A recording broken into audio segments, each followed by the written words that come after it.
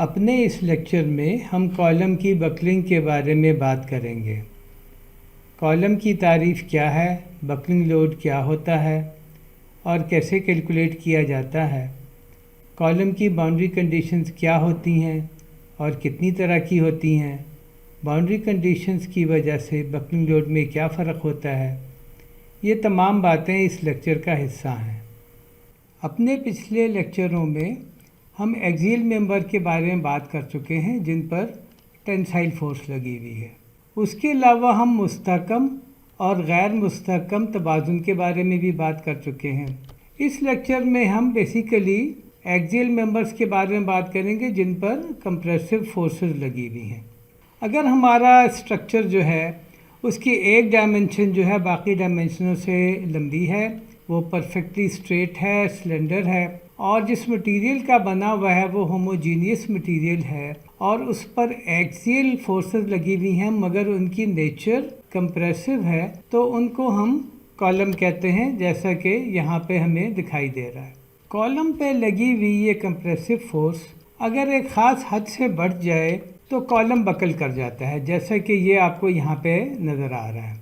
Force तो axial direction में लगी हुई है लेकिन कॉलम की डिफॉर्मेशन जो है वो ट्रांसवर्स डायरेक्शन में है, तो इसको हम बकलिंग कहते हैं। वो लिमिट या वो हद जिसको ये फोर्स P जब क्रॉस करेगी तो बकलिंग होगी, तो उसको क्रिटिकल लोड कहते हैं और उसका नाम P क्रिटिकल होता है। तो जब भी लोड जो है वो P क्रिटिकल से बढ़ेगा तो कॉलम जो है वो बकल कर जाएगा। अब हम बात करते हैं कि एक आइडियल कॉलम क्या होता है। आइडियल कॉलम जो है वो परफेक्टली स्ट्रेट है और ये एक होमोजीनियस मटेरियल का बना हुआ है और लोड जो इस पर अप्लाई हो रहा है जिसकी नेचर कंप्रेसिव है वो क्रॉस सेक्शन के सेंट्राइड से अप्लाई हो रहा है। इसके दोनों एंड जो हैं वो अगर पिन्ड होंगे तो ये ideal column with pin support कहलाएगा। हम ये भी अज्यूम करेंगे कि जिसका मटेरियल है वो लीनियर इलास्टिक तरीक़े से बिहेव करेगा, यानी कि हम प्लास्टिक रीजन में नहीं गए हैं। उसके अलावा जो बकलिंग होगी वो एक सिंगल प्लेन में होगी और हमारा इंटरेस्ट इसमें है कि हम क्रिटिकल लोड की वैल्यू निकालें। बकलिंग एक प्लेन का मतलब ये है कि ये जो पूरा स्ट्रक्चर है ये या तो XY प्लेन में है या YZ प्लेन में है या XZ प्लेन में है, ये इनके कम्बिनेशन ऑफ प्लेन में नहीं है। अब चूंकि ये एक बीम बेंडिंग प्रॉब्लम बन गया है तो हमारी इक्वेशन जो इस पर अप्लाई होगी वो होगी EI d²y/dx² m। इस इक्वेशन के बारे में हम अपने पिछले लेक्चरों में बात कर चुके हैं। हम उस सिचुएशन से शुरू करेंगे अपनी कैलकुलेशन वगैरह जहाँ पर P जो है वो P क्रिटिकल से ज़्यादा हो चुका है और हमारा कॉलम जो है वो बकल कर चुका है। और जिस तरह पहले कहा, हमारा इंटरेस्ट ये है कि हम P क्रिटिकल की वैल्यू निकालें। P क्रिटिकल की वैल्यू निकालने और कॉलम की बेंडिंग वगैरह को देखने के लिए हम करेंगे ये, कॉलम को हम इसके सपोर्ट से जो है वो आइसोलेट कर लेंगे, तो ये सिचुएशन बन जाएगी। और इस में हम देखेंगे ये कि बेसिकली किसी भी एक जनरल पॉइंट C पे क्या हो रहा है। तो ये हमारा पॉइंट C है। ये पॉइंट जो है वो टॉप एंड से डिस्टेंस x पर है और इस पॉइंट की जो डिफ्लेक्शन है, ट्रांसवर्स डिफ्लेक्शन, उसकी वैल्यू y है और हम सॉल्व भी इसको y के लिए ही करना चाहते हैं। इसकी बाउंड्री कंडीशन जो है जिनके बारे में आगे बात करेंगे वो भी हमने यहाँ पे मेंशन कर दी है। तो हम पॉइंट C पर यानी कि एक हाइपोथेटिकल कट लगाएंगे और टॉप ऑफ द बीम को हम अंडर कंसिडरेशन लाएंगे। तो सिचुएशन कुछ यूँ हो जाएगी, ये फोर्स तो ये वैसी की वैसी ही आ गई, लेकिन पॉइंट C पर जो है एक फोर्स जो कि इसके बराबर है और एक मोमेंट जो इस फोर्स P की वजह से पैदा हुई है वो मौजूद है। ये जो मोमेंट है ये नेगेटिव है और इसकी वैल्यू है P × y। P ये फोर्स है और y ये डिस्टेंस है। तो हमारी जो गवर्निंग डिफरेंशियल इक्वेशन थी वो अब कुछ यूँ हो जाएगी कि EI d²y/dx² m -py। ये m -py हमने यहाँ से ले आए और इसको हम थोड़ा सा मैनिपुलेट करें, क्योंकि हम y के लिए सॉल्व कर रहे हैं तो हमें इसको भी लेफ्ट हैंड साइड पे लाना पड़ेगा और EI से हम जब डिवाइड कर दें थ्रू आउट तो ये इक्वेशन बन जाएगी d square y by d x square plus p over e i y is equal to 0। अब ये एक स्टैंडर्ड डिफरेंशियल इक्वेशन है जिसका सोल्यूशन जो है वो हमें मालूम है, और वो जनरल सोल्यूशन क्या है, वो है y is equal to C1 जो है वो एक कांस्टेंट ऑफ इंटीग्रेशन है जो हमें बाउंड्री कंडीशन से पता चलेगा। तो C1 sine p over e i under root x plus C2, ये दूसरा कांस्टेंट ऑफ इंटीग्रेशन है, ये भी हमें बाउंड्री कंडीशन से पता चलेगा, plus C2 cos p over e i under root x. तो हम जब इसको सॉल्व करेंगे और इसमें से हम p की वैल्यू निकालने की कोशिश करेंगे और y के बारे में पता करेंगे तो हमारा प्रॉब्लम अपेरेंटली सॉल्व हो जाएगा। तो हमारे इस प्रॉब्लम का जनरल सोल्यूशन तो ये है, इसमें हम बाउंड्री कंडीशन अप्लाई करते हैं ताकि C1 और C2 के बारे में हमें कुछ पता चले और हम कोई मीनिंगफुल चीज़ें यहाँ से निकाल सकें। तो हमारी बाउंड्री कंडीशन क्या है, पहली बाउंड्री कंडीशन है कि x इज इक्वल टू 0 पे y 0 है, और दूसरी बाउंड्री कंडीशन है कि x is equal to l पे जो है y दोबारा 0 है। तो ये अगर हम लगाएं तो पहली बाउंड्री कंडीशन जब हम लगाते हैं ये वाली, तो हमें पता चलता है कि C2 की वैल्यू जो है वो 0 है। दूसरी बाउंड्री कंडीशन हम जब लगाएंगे कि at x is equal to l y is equal to 0, तो जहाँ जहाँ x है वहाँ हम l रख देंगे, C2 तो ऑलरेडी 0 है, तो ये चीज़ जो है वो इस तरह बन जाएगी कि C1 sine p over e i under root into l is equal to 0। अब इसमें दो बातें हैं कि या तो C1 0 है या ये चीज़ 0 है। अगर तो C1 0 है इसका मतलब है कि y जो है वो आइडेंटिकली 0 है, इसका मतलब हुआ कि कॉलम जो है वो जो मर्जी लोड हो वो स्ट्रेट रहेगा। मगर हमें मालूम है कि हमारा कॉलम किसी न किसी लोड पर बकल कर जाता है, तो फिर हम दूसरी कंडीशन लेंगे, यानी कि sine p over e i under root into l is equal to 0। इसका मतलब है कि साइन का आर्गूमेंट वो होना चाहिए जहाँ पर साइन की वैल्यू 0 हो। साइन 0 होता है 0, पाई, 2 पाई, 3 पाई वगैरह पर। तो हम यहाँ से लिख सकते हैं कि p over e i under root into L जो है वो बराबर है n पाई के, और अगर इसको हम सॉल्व करें p के लिए तो ये बनेगा p is equal to n square pi square e i over l square, और n की वैल्यू जो है वो 1, 2, 3 से लेके आगे तक होगी। हमारे सोल्यूशन प्रोसीजर ने हमें p की जो है वो लामहदूद वैल्यूज़ दे दी। उनमें जो सबसे छोटी वैल्यू होगी वो उस वक्त होगी जब n की वैल्यू जो है वो 1 होगी, और वही हमारा जो है वो क्रिटिकल लोड होगा। तो p क्रिटिकल की वैल्यू हम यूँ लिख सकते हैं कि p क्रिटिकल बराबर है पाई square e i over l square. इसका एक और नाम भी होता है, इसको हम आइडल लोड भी कहते हैं। तो p की वैल्यू हमें मिल गई, और इस p की वैल्यू से करस्पॉन्डिंग जो बकलिंग शेप होगी वो हमें इस तरह मिलेगी कि y जो है वो बराबर है C1 sine pi x over L के, जो कि शेप यहाँ पे भी नज़र आ रही है। इसमें C1 अगरचे हम कैलकुलेट अभी तक नहीं कर सके हैं, ना हमारे पास काफ़ी इन्फॉर्मेशन है ये C1 कैलकुलेट करने के लिए, मगर C1 को जो है ना हम ये लिख सकते हैं कि ये मैक्सिमम डिफ्लेक्शन है जो कॉलम के मिड पॉइंट पर होगा, यानी कि समझे कि यहाँ पर ये वैल्यू जो है ये C1 है, या आप इसको y मैक्स भी कह सकते हैं। यहाँ पर एक सवाल और पैदा होता है कि बकलिंग जो है वो किस एक्सिस में होगी।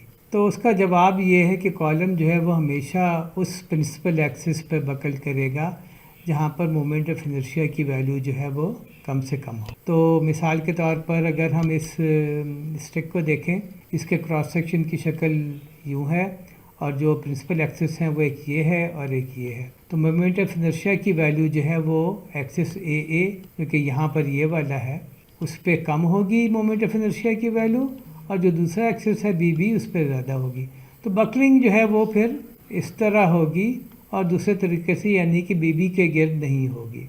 इसी बात को अगर हम थोड़ा सा आगे लेके चलें तो हम देखेंगे कि सर्कुलर सेक्शन जो है, चाहे वो सॉलिड हो चाहे वो हॉलो हो, वो जो है वो एक्सीलेंट कॉलम बनाएंगे, क्योंकि उनमें आई एक्स और आई वाई की वैल्यू जो है वो बराबर होती है। तो अगर ये क्रॉस सेक्शन है हमारा जो कि सर्कुलर है, सॉलिड सर्कुलर है, ये अगर ए एक्सिस है और ये बी एक्सिस है, या ये एक्स है और ये वाई है, तो इसमें आई एक्स जो है वो आई वाई के चूँकि बराबर है, तो बकलिंग जो भी होगी वो किसी भी डायरेक्शन में हो सकती है, और जो कॉलम है वो हर डायरेक्शन में बराबर से मजबूत है। पी की जो एक्सप्रेशन हमने निकाली उसमें हमने n=1 को इस्तेमाल किया और पी क्रिटिकल की वैल्यू निकाल ली। अगर n की जो है वो हायर वैल्यूज़ इस्तेमाल करेंगे तो उसका ताल्लुक जो है वो बकल शेप से है। n=1 पर जो वेव्स थी बकल शेप में वो 1 थी, तो n=2 पर जो बकल शेप होंगी वो 2 होंगी, और जो क्रिटिकल लोड है वो जो है वो पी क्रिटिकल का 4 टाइम हो जाएगा। जैसा कि यहाँ नज़र आ रहा है कि एक वेव तो ये है और दूसरी वेव ये है, मगर दो वेव के लिए हमें इस कॉलम को दरमियान से जो है वो पिन सपोर्ट करना पड़ेगा ताकि n=1 पर ना बकलिंग हो बल्कि n=2 पर बकलिंग हो। इसी तरह अगर n की वैल्यू जो है वो 3 हो जाए तो वेव्स जो हैं वो भी 3 होंगी और जो पी क्रिटिकल की वैल्यू जो होगी वो 9 टाइम्स हो जाएगी। n=4 पर वेव्स जो हैं वो 4 होंगी और जो पी क्रिटिकल है वो 16 गुना हो जाएगा, और n=5 पर जो है वेव्स भी 5 होंगी और जो है पी क्रिटिकल जो है वो 25 गुना हो जाएगा। मगर उसके लिए हमें कॉलम को प्रॉपरली सपोर्ट करना पड़ेगा। यानी आम हालत में जबकि ये वाली सपोर्ट थी और ये वाली सपोर्ट थी तो कॉलम हमेशा n=1 वाली सिचुएशन पे बकल करेगा। n=2 के लिए हमें यहाँ पर एक सपोर्ट इंट्रोड्यूस करनी पड़ेगी। n=3 के लिए हमें एक सपोर्ट यहाँ कहीं पर और अगली सपोर्ट यहाँ कहीं पर इंट्रोड्यूस करनी पड़ेगी। n=4 पर हमें यहाँ पर और यहाँ पर सपोर्ट इंट्रोड्यूस करनी पड़ेगी। इसी तरह तो जो हम सपोर्ट इंट्रोड्यूस करेंगे तो कॉलम जो है वो मज़बूत होता चला जाएगा और पी क्रिटिकल जो है वो बढ़ता चला जाएगा। अब तक हमने जो बातें की अगर उसको समराइज़ करें तो एक पिन सपोर्टेड कॉलम का जो बकलिंग लोड या क्रिटिकल लोड है वो है π² EI/L²। पी क्रिटिकल तो क्रिटिकल लोड है कि अगर एक्सियल कंप्रेसिव लोड इससे बढ़ जाएगा तो कॉलम जो है वो बकल कर जाएगा। ई जो है वो मॉडुलस ऑफ इलास्टिसिटी है उस मटेरियल का जिसका वो कॉलम बना हुआ है। तो यहाँ पर मटेरियल प्रॉपर्टी की बात भी आ गई। ई अगर कम होगा तो कॉलम जो है वो कम लोड पर ही बकल कर जाएगा, और अगर ई ज़्यादा है यानी कि मटेरियल सख्त है तो बकलिंग लोड की वैल्यू भी ज़्यादा होगी। इस एक्सप्रेशन में आई जो है वो मोमेंट ऑफ इनर्शिया है और जो एल है वो कॉलम की जो है पिन टू पिन जो लेंथ है वो है। हम मोमेंट ऑफ इनर्शिया आई की जगह AR² भी लिख सकते हैं। ए जो है वो क्रॉस सेक्शनल एरिया है कॉलम का और आर जो है वो रेडियस ऑफ जायरेशन है क्रॉस सेक्शनल एरिया का। हम क्रिटिकल स्ट्रेस के बारे में भी बात कर सकते हैं। हमें पता है कि पी क्रिटिकल जो है उसकी वैल्यू है π² EI/L²। पी क्रिटिकल को क्रॉस सेक्शनल एरिया से अगर डिवाइड करें तो सिग्मा क्रिटिकल बनेगा, और अगर थोड़ा सा मैनिपुलेट करें पी क्रिटिकल की एक्सप्रेशन को तो सिग्मा क्रिटिकल जो है वो बनेगा π² E/L/R²। L/R जो है इसको हम स्लेंडरनेस रेशो भी कहते हैं। अब यहाँ पर सिग्मा क्रिटिकल जो है वो क्रिटिकल स्ट्रेस है और ये वो एवरेज स्ट्रेस है जो कॉलम के बकल करने से फ़ौरन पहले की जो स्ट्रेस है वो है। जनरली ये जो है यील्डिंग स्ट्रेस से कम होती है। ई जो है वो मॉडुलस ऑफ इलास्टिसिटी है उस मटेरियल का जिसका वो कॉलम बना हुआ है। एल जो है वो कॉलम की लेंथ है और आर जो है वो स्मॉलेस्ट रेडियस ऑफ जायरेशन है उस कॉलम का। तो आर को हम I/A √ भी लिख सकते हैं जहाँ आई जो है वो लीस्ट मोमेंट ऑफ इनर्शिया है और ए जो है वो क्रॉस सेक्शनल एरिया है। अब तक हमने जो बातें की उसमें हमारा कॉलम जो था वो दोनों एंड पर यानी कि टॉप पे और बॉटम पे पिन से सपोर्टेड था। ये ज़रूरी नहीं है कि कॉलम जो है वो पिन से सपोर्टेड हो, कॉलम फिक्स भी हो सकता है या कोई और बाउंड्री कंडीशन भी हो सकती है। तो अब हम दूसरी बाउंड्री कंडीशंस के बारे में बात करेंगे। सिंपली सपोर्ट केस पे तो हमने डिटेल में बात की, यानी कि इस एंड पे भी पिन थी और इस एंड पे भी पिन थी और ये लोड लगा हुआ था। लेकिन इसके अलावा और भी बाउंड्री कंडीशन हो सकती हैं, मसलन फिक्स्ड यानी कि दोनों एंड पर जो है वो कॉलम फिक्स है, फिक्स फ्री यानी कि एक एंड पे फिक्स है और दूसरे एंड पर कॉलम जो है वो फ्री है, सिर्फ लोड लग रहा है, और फिक्स्ड और पिंड यानी कि इस एक एंड पर कॉलम फिक्स है, दूसरे एंड पर पिन सपोर्ट मौजूद है। तो हमारा तरीका तो यही होना चाहिए कि हम अपनी गवर्निंग डिफरेंशियल इक्वेशन को इन तमाम बाउंड्री कंडीशन के हिसाब से सॉल्व करें। मगर मुख्तलिफ रिसर्चर्स जो हैं वो ये काम कर चुके हैं और हमें क्रिटिकल लोड हर केस के बारे में दे चुके हैं। हम उसी को इस्तेमाल करेंगे और उनके रिसर्च का फ़ायदा उठाएंगे। इस सिलसिले में की गई रिसर्च से हमें ये मालूम होता है कि कॉलम के सपोर्ट कुछ भी हों, आयलर फार्मूला जो है वो इस्तेमाल किया जा सकता है। आयलर फार्मूला है पाई स्क्वायर EI/L²। फ़र्क जो है वो L² में होगा। अब जो है वो L² क्या होगा, वो होगा कि जो कॉलम पर ज़ीरो मोमेंट पॉइंट्स हैं उनका दरमियानी फासला, उसका नाम हम रख देंगे इफ़ेक्टिव लेंथ। तो जैसे कि हमारा कॉलम है जिसके दोनों एंड पर पिन सपोर्ट लगी हुई है, ये हमारा लोड P है। इस केस में जो इफ़ेक्टिव लेंथ है वो ओरिजिनल लेंथ के बराबर होगा और K जो एक पैरामीटर हम डिफ़ाइन करते हैं उसकी वैल्यू जो है वो 1 होगी। इस केस में बेंडिंग मोमेंट की वैल्यू यहाँ पर 0 है और यहाँ पर 0 है क्योंकि इन दोनों एंड पर पिन सपोर्ट है। इस केस में जहाँ पर के दोनों एंड जो है वो फिक्स सपोर्ट वाले हैं, वहाँ पर वो पॉइंट जहाँ पर के बेंडिंग मोमेंट की वैल्यू 0 है वो आइडेंटिफाइड हैं और उनका जो दरमियानी फासला है वो हमें मालूम है कि वो 0.5 L है और L जो है वो ओरिजिनल लेंथ है। तो फैक्टर K जो है वो 0.5 यहाँ पर हो जाएगा। अगले केस में जहाँ पर के एक एंड जो है वो पिंड है, यानी कि यहाँ पर बेंडिंग मोमेंट की वैल्यू 0 है और दूसरा एंड जो है वो फिक्स्ड है, तो बेंडिंग मोमेंट की वैल्यू जो है वो यहाँ पे 0 है और इस केस में L इफेक्टिव की वैल्यू 0.7 L होगी और K की वैल्यू 0.7 होगी। आखिरी केस यानी कि फ्री और फिक्स्ड कॉलम वाले केस में मामला थोड़ा सा मुख्तलिफ है क्योंकि सिर्फ एक ही पॉइंट है जहाँ पर बेंडिंग मोमेंट की वैल्यू 0 है। लेकिन हम ये देखते हैं कि अगर हम इस कॉलम की मिरर सिमेट्री लें तो हमें एक और पॉइंट मिल जाता है जहाँ पर बेंडिंग मोमेंट की वैल्यू 0 है। तो इस केस में L इफेक्टिव की वैल्यू 2L होगी और पैरामीटर K की वैल्यू 2 होगी। तो अगर हम डायमेंशनलेस पैरामीटर K को इस्तेमाल करें और K को हम इस तरह लिख सकते हैं कि L इफेक्टिव जो है वो K × L के बराबर है और L जो है वो ओरिजिनल लेंथ है, तो हमारा जो फार्मूला होगा यानी कि आयलर फार्मूला, उसको हम इस तरह लिख सकते हैं कि P क्रिटिकल जो है वो बराबर है पाई स्क्वायर EI/KL²। ये KL जो है वो कुछ भी नहीं है, वो L इफेक्टिव है। और जो सिग्मा क्रिटिकल भी हम लिख सकते हैं कि वो होगा पाई स्क्वायर E/KL/R²। और उसमें फिर ये वाला जो फैक्टर है KL/R, इसको हम इफ़ेक्टिव स्लेंडरनेस रेशो कह सकते हैं। उम्मीद है आपको ये लेक्चर पसंद आया होगा।